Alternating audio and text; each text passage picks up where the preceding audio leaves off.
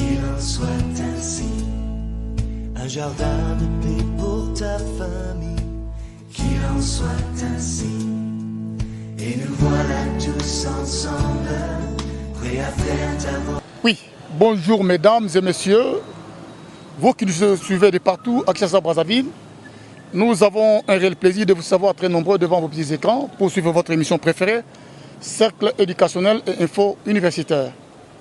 Nous restons toujours fidèles à nos 5 traditionnelles rubriques. Dans nos habitudes, nous parlons de l'éducation, de la formation, de l'enseignement, du développement, mais aussi et surtout du civisme patriotique. Nous sommes ici à l'Université de Kinshasa pour parler de deux grandes thèses doctorales soutenues par les différents chefs de travaux. Premièrement, nous allons parler de cette thèse doctorale soutenue par l'ancien chef de travaux, Mouyala Tayaye Bibi Claudine, du département de lettres et civilisation anglaise, de la faculté de lettres et sciences humaines de l'Université de Kinshasa. L'intitulé de sa thèse, vous l'avez bien compris, elle est du département des lettres et civilisations anglaises, c'était en anglais, mais je vais essayer de traduire en français. Madame Bibi Claudine Tayaye Mouyala a parlé de la violence faite à l'égard de la femme à travers les romans littéraires.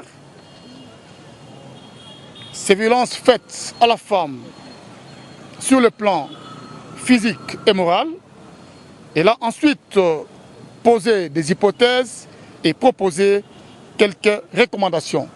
Tout d'abord, un extrait de l'exposé de cette thèse suivant.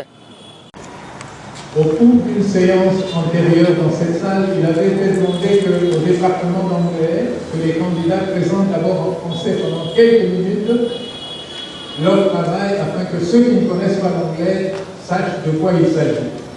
Et après, les candidats peuvent présenter pendant 15 minutes le résumé de leur travail à l'intention du jury qui va les examiner. Madame, you have the floor. Will you start by Frank? As I told you, when you finish, then you can address the jury. Merci.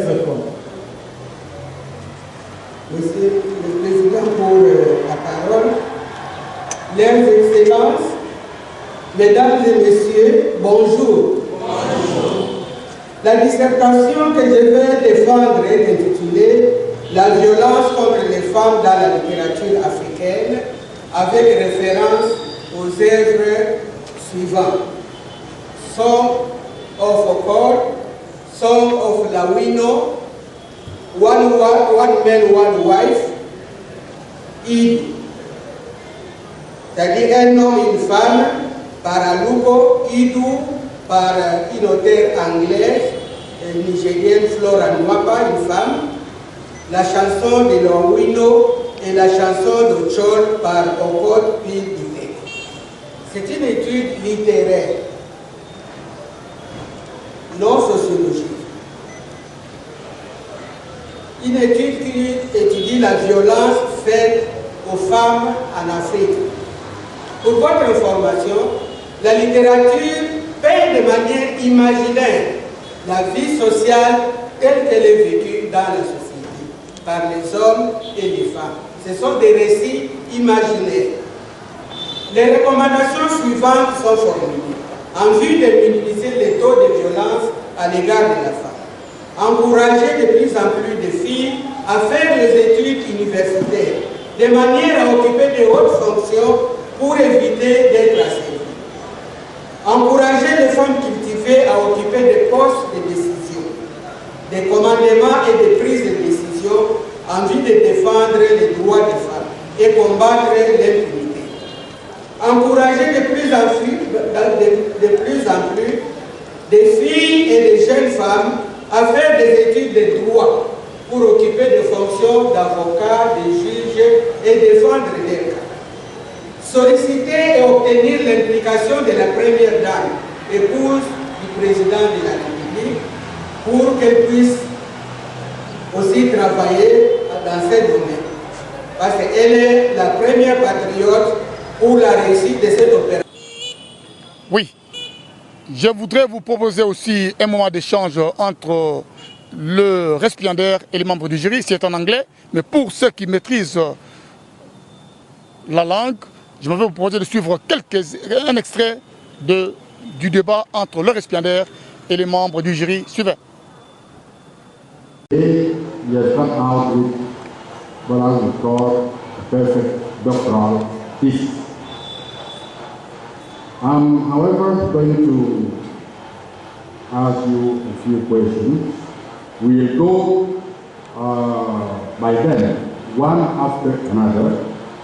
And as you can see, I don't have my copy of the thesis because I said if I ask the motorbike driver to take me home to Matete to collect my copy, no, that's going to be a bit time consuming, and I wouldn't let my colleague wait too long.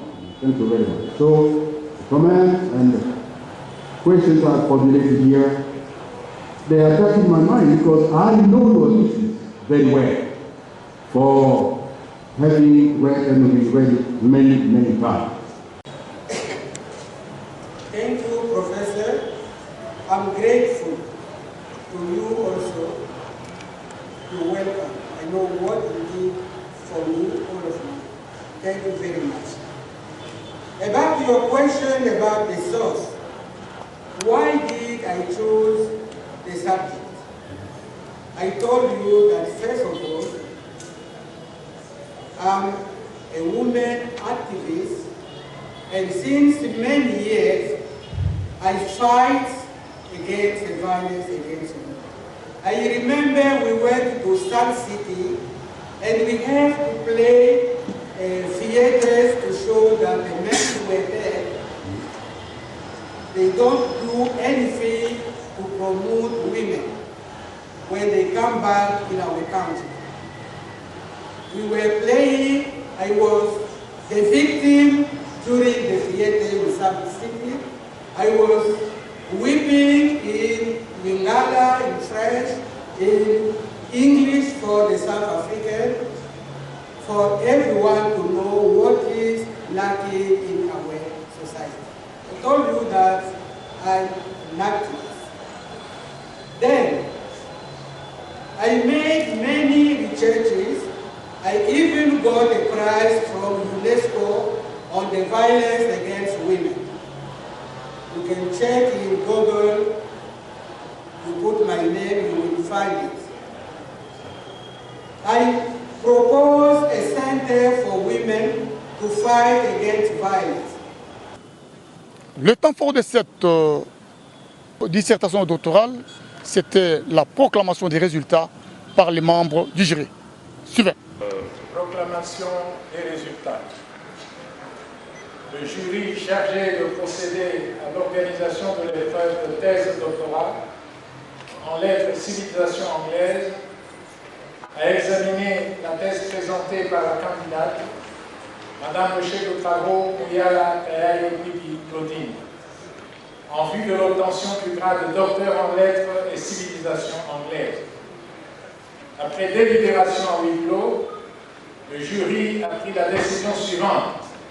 Madame le chef de travaux Muyala Tayaye Bibi Claudine a réussi avec la mention grande distinction.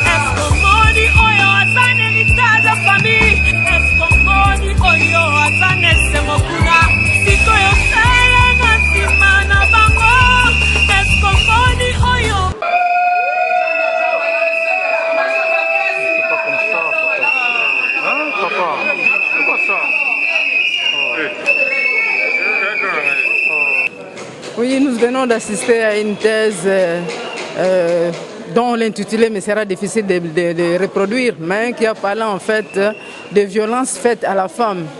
Des violences faites à la femme. Et la lauréate a plus épinglé les différents mots dont souffre la femme à travers l'homme, à travers la femme elle-même. Et il a beaucoup insisté sur des recommandations. Elle voudrait que tout le monde s'implique dans la résolution de la valorisation de la femme qui est tout le temps sujette à des violences de tout genre. Ce que je peux ajouter, c'était une thèse en anglais. Et comme la plupart ne maîtrisent pas encore la langue anglaise, je souhaiterais qu'une traduction soit faite en français et que cet ouvrage ou cette thèse soit vraiment publiée et remise aux autorités pour s'en imprégner. Parce qu'il y a de la matière vraiment pour corriger l'image de la femme qui est totalement ternie dans notre société africaine. Je voudrais d'abord à cette occasion féliciter Madame Taye qui a pu montrer que grâce à sa détermination, grâce à son expérience, elle a pu obtenir les grades du docteur. De deux, les sujets qu'elle a abordés. Donc c'est un sujet qui est d'actualité, les violences faites à la fille. Et là, c'est quelque chose qui fait avancer dans la lutte contre les violences faites aux femmes, dans ce sens que non pas seulement elle a fait des recherches, mais elle a également formulé des recommandations. Et ça, c'est ce qui est important parce qu'au vu de toutes les recommandations qu'elle a formulées, que je ne pourrais pas reprendre tout, notamment la sensibilisation qui est un volet de prévention. Et ça, c'est important, comme on le dit, mieux vaut prévenir que guérir.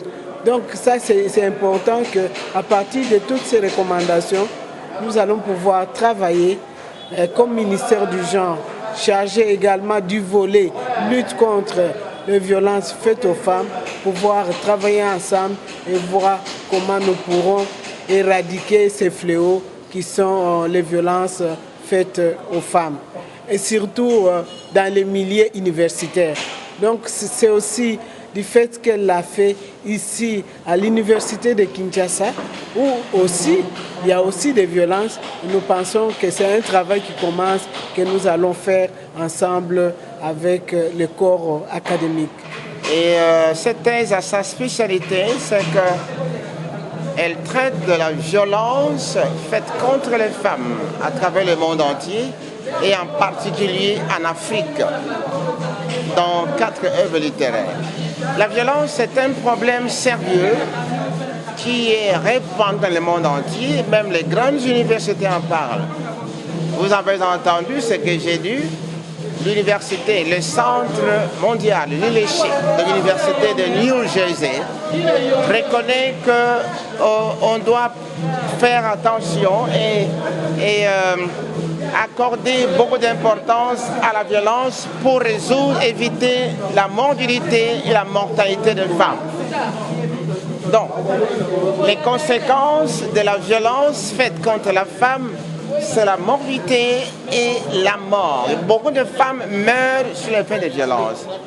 Et les solutions, le travail de madame révèle effectivement que la violence, le taux de violence est élevé. 90,9% sur les violences. Et 75%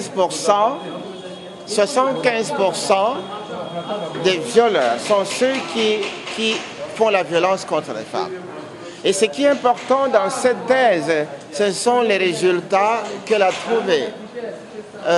Madame propose des solutions concrètes, comme quoi il faudrait envoyer les jeunes filles à l'université.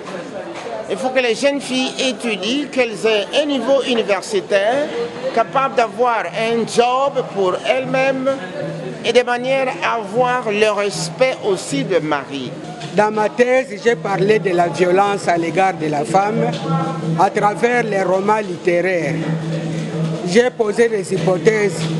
Si les femmes étudiaient correctement, si les lois du pays étaient renforcées, si les hommes et les femmes pouvaient ne pas suivre les coutumes et traditions négatives, les femmes ne vivront pas la violence, ils ne seront pas des victimes de violences. J'ai analysé et j'ai remarqué, malgré les hommes qui étudient et les femmes qui étudient, tous sont des violeurs. Ils sont des violeurs malgré les études. Ils font des violences d'une façon verbale, d'une façon physique, etc. Donc, j'ai donné quelques recommandations. Au lieu de vivre avec la mentalité africaine qui font violence à la femme, qui trouve la femme comme un objet acheté par la dot, il faudrait que les femmes étudient à l'université pour rompre avec la violence. Parce qu'ils seront financièrement fortes et ils pourront devenir des juges et des avocats. Et nous comptons aussi sur l'épouse de notre Excellence président de la République, Maman Denise Nyakeru, pour s'impliquer, pour rompre avec la violence. Et nous demander aux hommes genrés, ceux qui sont en faveur des femmes, et les jeunes de toujours militer en faveur des femmes. Nous voulons que les étudiantes fassent des campagnes de sensibilisation pour rompre la violence à l'égard de la femme. Je vous remercie. L'autre thèse, c'est celle soutenue par l'ancien chef de travaux, Wetiokonda Kosso Marcel, du département de droit public interne de la faculté de droit de l'Université de Kinshasa. L'intitulé de sa thèse, la question des droits fondamentaux en droit positif congolais, contribution à la recherche d'un système de protection efficace par la Cour constitutionnelle. Tout d'abord, un extrait de l'exposé de cette thèse suivante. 7 petits points. D'abord, il s'agira de circonscrire le contexte dans lequel le travail a été réalisé. Ensuite, nous dirons un mot rapidement sur la problématique qui en constitue la substance, l'intérêt qui y est attaché. Nous évoquerons la question des hypothèses de recherche, des méthodes et techniques, et puis nous passerons aux résultats auxquels nous sommes parvenus avant de tirer une brève conclusion assortie d'un certain nombre de recommandations. S'agissant du contexte, ce qu'on peut retenir, c'est que depuis son accession à l'indépendance, le 30 juin 1960, la République démocratique du Congo est constamment à la recherche des mécanismes de protection efficaces des droits fondamentaux. Sans vouloir évoquer les mécanismes d'ordre international qui donnent aux droits internes, et on peut citer notamment, en dehors de la consécration de la séparation horizontale et verticale du pouvoir dans la Constitution, l'institution des cours et tribunaux, mais au-delà de ces mécanismes politiques. Puis s'en est suivi un moment d'échange entre le récipiendaire et les membres du jury. Suivez. Qui se caractérise par le respect du contenu du mandat et de celui de la durée de ce même mandat. Quelle est votre appréciation de l'arrêt R-Cons 262 de la Cour constitutionnelle du 11 mai 2016? La deuxième question. Pour se compléter, la promotion et la protection des droits fondamentaux sont-elles opposées ou juxtaposées? Troisième question. Après des tentatives infructueuses en 1982, 1995, la décentralisation territoriale est aujourd'hui un succès. C'est ce que j'ai cru comprendre en lisant votre texte. Monsieur le Président, je voudrais commencer par réitérer les remerciements à l'égard du professeur Jean-Pierre Letoy, parce que comme il l'a souligné, l'essentiel de ces observations ont été prises en compte dans la version de la thèse que nous avons soumise à votre appréciation il y a quelques jours. Je m'en vais peut-être juste pour donner un exemple, page 39.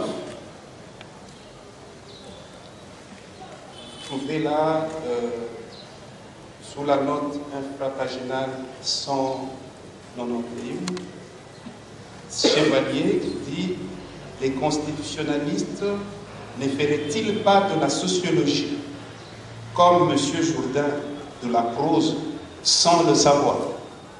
Eh bien, le professeur Lotoy va reconnaître qu'il nous a renvoyé à nos études, et justement, parce que la préoccupation qu'il avait exprimée, celle de savoir si je ne faisais pas un peu d'Aimé Césaire, une saison au Congo comme Aimé Césaire sans y arriver, mais sans non plus s'en rendre compte. Et en réalisant le travail, j'ai réalisé effectivement qu'il avait raison. Je n'avais pas assez souligné le fait que l'approche sociologique m'avait également inspiré. Donc, merci beaucoup, monsieur le professeur. Oui, enfin, les membres du jury ont proclamé le résultat. Je m'avais proposé de suivre cette séance de la proclamation des résultats par les membres du jury. Suivez. Merci, monsieur le représentant du recteur, pour la parole. Proclamation de résultats. Les jurys chargés de procéder à l'organisation de l'épreuve de thèse de doctorat en droit a examiné la thèse présentée par les candidats M.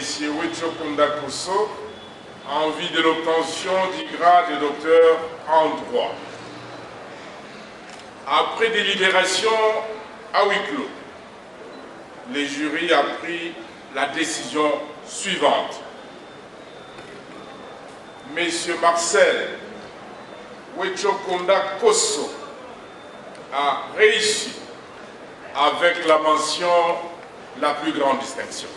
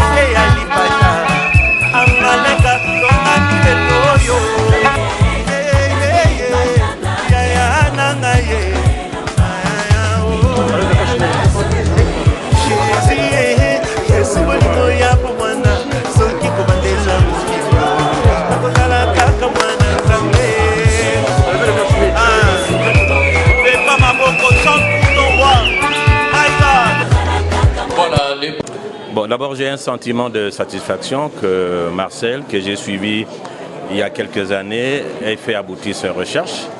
À ma connaissance, c'est une première thèse qui traite de la question du contentieux constitutionnel et surtout du contentieux des droits fondamentaux. C'est une recherche fondamentale et originale.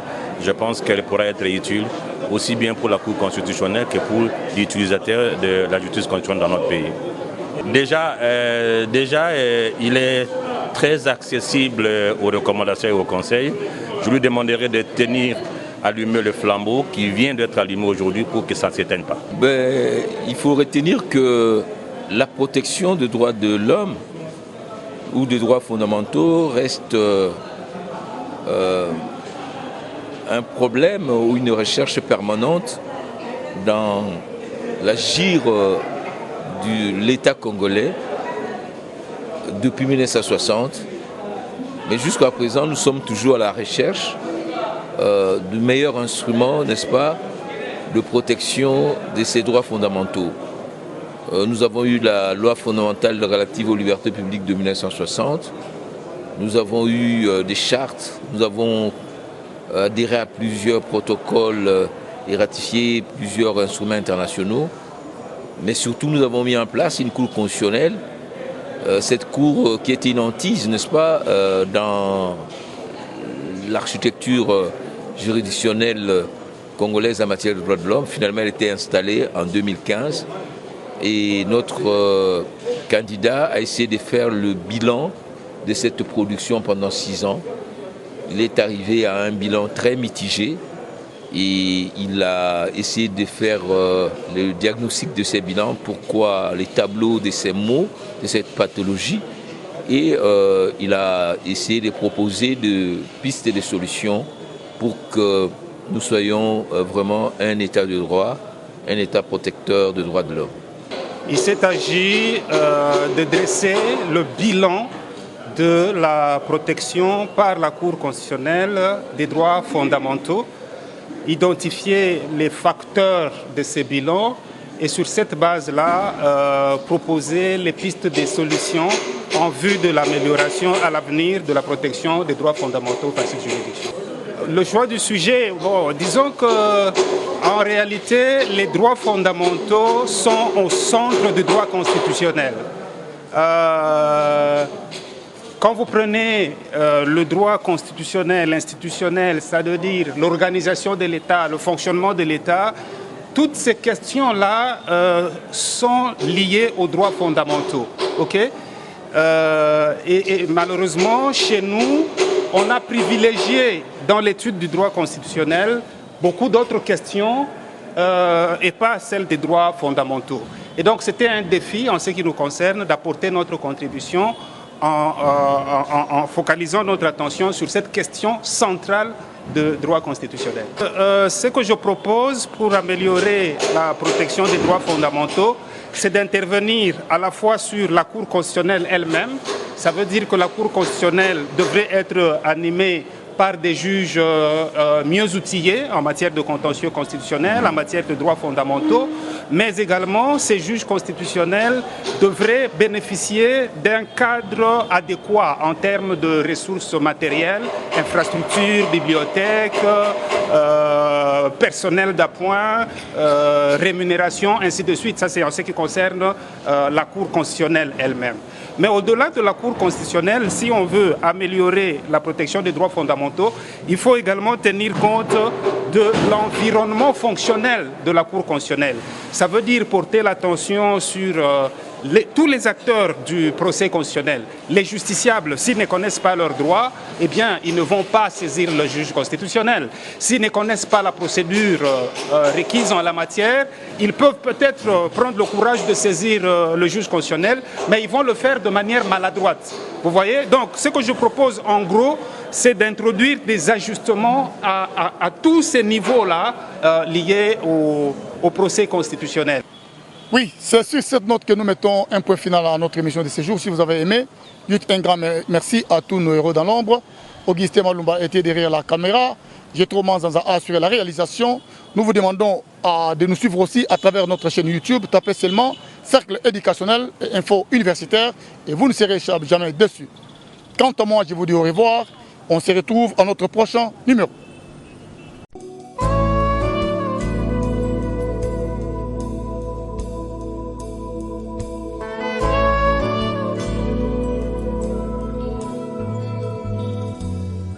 Tu as voulu des enfants unis qui en soit ainsi. Un jardin de paix pour ta famille, qu'il en soit ainsi. Et nous voilà tous ensemble, prêts à faire ta volonté.